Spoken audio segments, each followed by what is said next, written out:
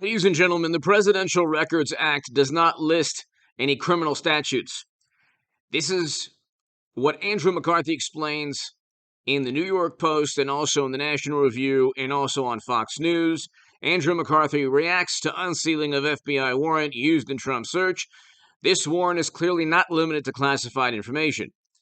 To get a search warrant, he explains, you have to get probable cause of a crime. When the National Archives brings up the Presidential Records Act, they're not actually bringing up any criminal statutes because, as Andrew McCarthy explains, the Presidential Records Act was created in the 70s and a different political time, and not everything was linked to a criminal statute. So they're not getting Trump. They like the boxes of classified data where they say, "Oh my God, there's a big problem with Trump taking classified data," and the National Archives wanted the information to see if it was classified, and there was a big issue between Trump and the National Archives and the DOJ. It's not about that. Andrew McCarthy says it's almost certainly about January or other issues. So they couldn't. They could not get Trump on the January committee. Even Adam Kinzinger, if you type in Adam Kinzinger, he'll talk about how, well, Trump won this battle. Trump won the fight.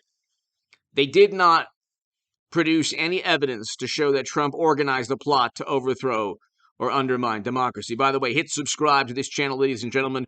We're going to zoom past 200,000 subs. Become a member. That's on the homepage. Become a member of this channel. If you want to give a super thanks or support my work through Patreon, your support is greatly appreciated. To my new Patreons, thank you so much. And subscribe to the Stock Market Crash channel as well, ladies and gentlemen.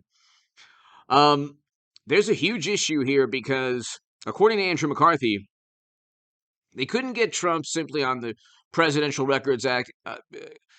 The Attorney General, Merrick Garland, was under pressure to indict Trump.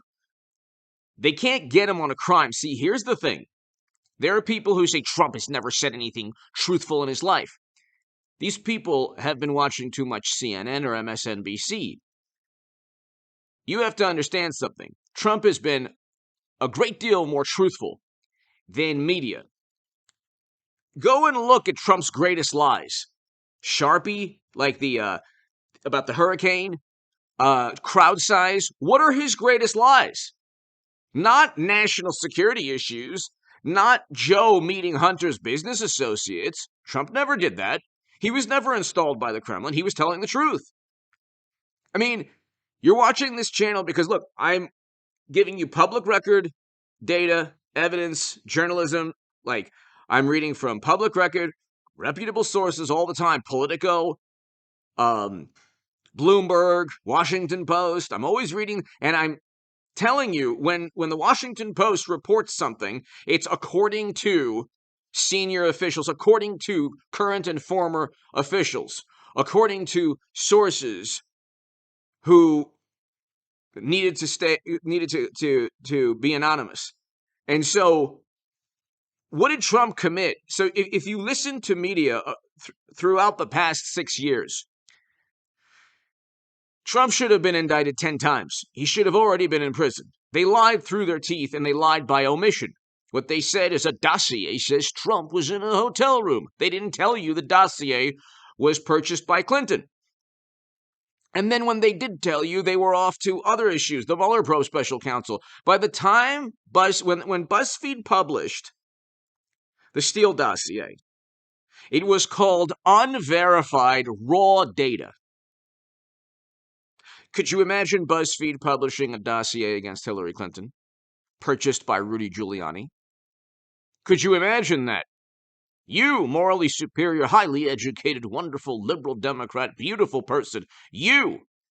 Could you imagine Rudy Giuliani purchasing a dossier saying Bill was in a hotel room? Oh, leave me out of this. In Moscow? And then BuzzFeed publishing that? Or what if the Federalist or the New York Post or the Wall Street Journal published that? Immediately you would say, oh, this is the end of democracy and truthfulness and the post-truth moment.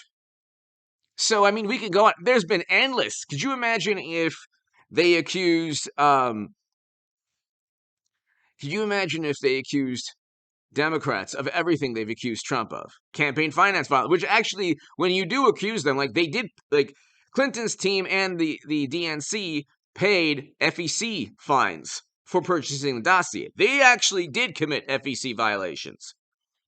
They actually did destroy classified data, or destroy 30,000 emails, almost certainly with classified data, and transfer top secret and special access program intelligence onto secure government locations on secret servers.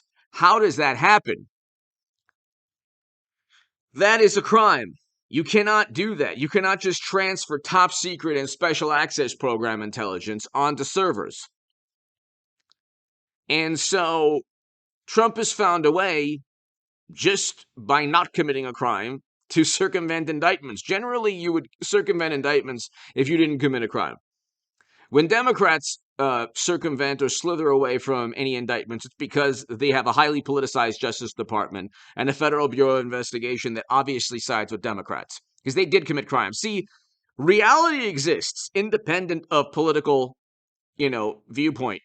You could be partisan and right, or you could just be partisan, to the left or conservative. It doesn't matter. You could be partisan and correct. So my vantage point and your vantage point, if you're watching, whether you're a Democrat or Republican, is irrelevant. What is relevant is reality. Reality is independent of partisanship, of political doctrine.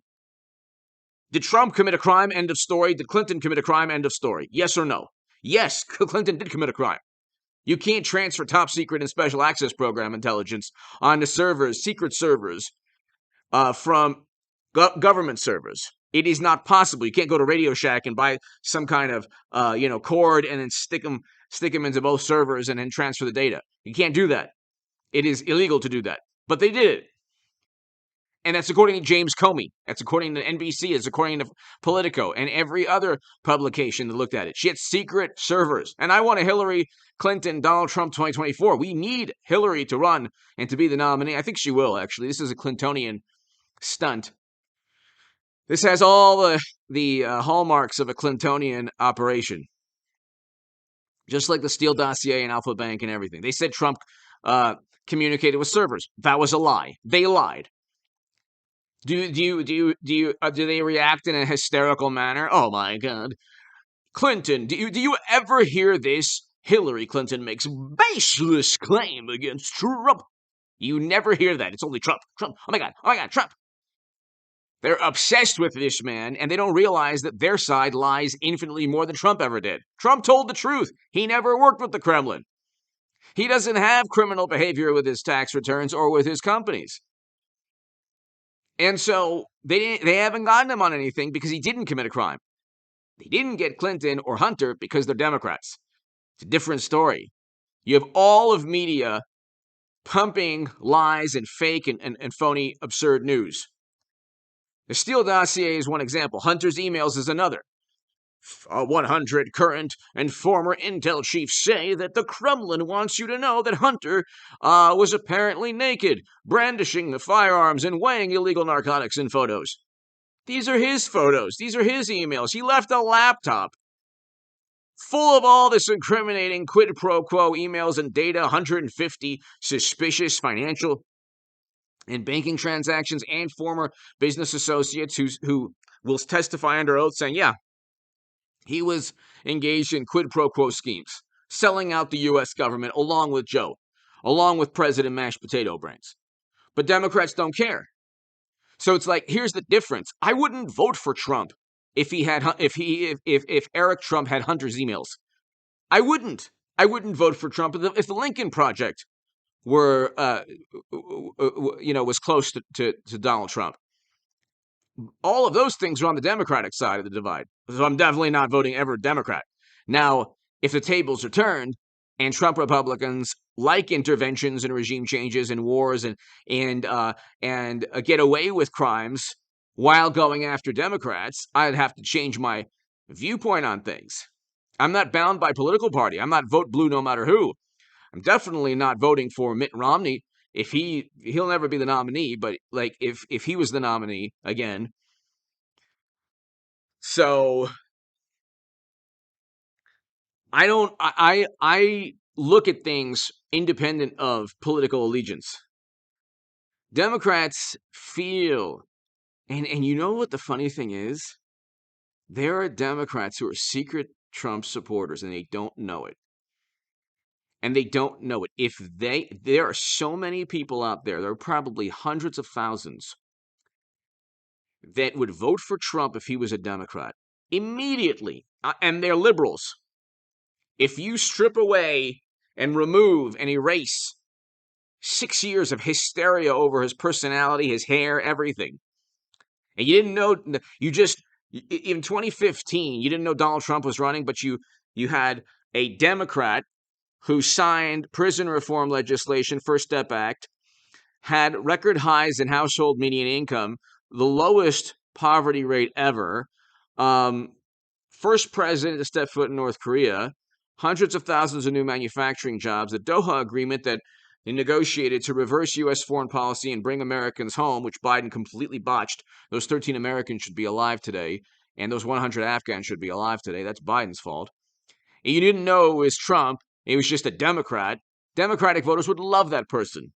But anyway, give me your thoughts below. Hit subscribe right now. They can't get him because there's no criminal statute in the Presidential Records Act.